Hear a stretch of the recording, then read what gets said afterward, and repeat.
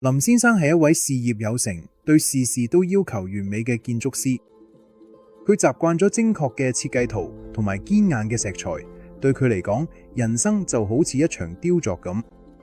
自從個女小雨出事之後，林先生心入邊早就準備好一把精密嘅雕刻刀，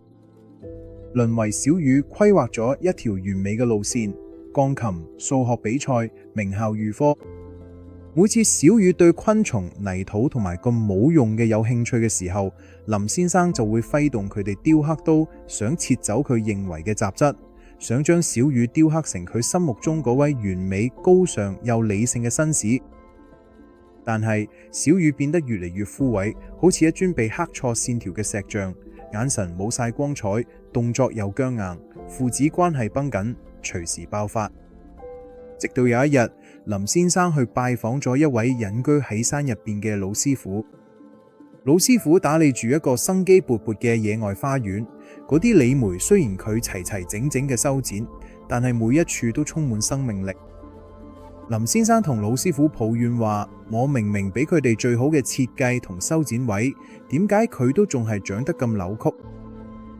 老師傅冇直接搭腳，反而帶嚟去咗兩棵植物，一棵係盆景被鋼絲纏住，硬生生扭曲成某種藝術造型，雖然好貴，但佢落好病態。另一棵就係喺石縫入邊生長嘅野花，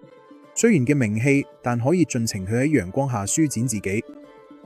老師傅語重心長咁講，佢話：林先生，細路係有自己生命嘅，唔係你嘅物件。如果你當自己係雕刻家，你每一下都係切斷咗自發性嘅生命力，想佢完全聽你話。你真正要做嘅係成為一個園丁。老師傅遞咗個灑水壺俾林生。園丁知道每粒種子本身已經帶住咗成長嘅藍圖，你唔可以將玫瑰雕成橡樹，亦都唔可以逼向日葵嘅黑夜開花。園丁嘅工作就係提供肥沃嘅泥土、適量嘅水分同充足嘅陽光，之後就係等欣賞咗自己生長出嚟嘅模樣。林先生望住手上嘅灑水壺，喺嗰一刻佢徹底頓悟，明白佢意識到自己過去嘅愛其實只係一種變相嘅控制。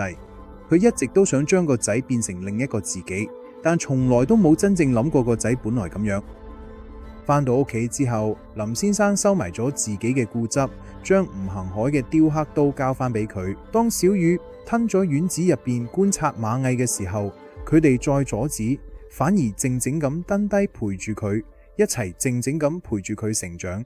佢開始學識去觀察，發現個仔最中意搓泥，可以令小海對住佢嘅眼仔發光。佢唔再要求小雨變成嗰尊完美嘅石像，而係專心做個守護花園嘅人。父母唔應該係塑造者，而應該係支持者。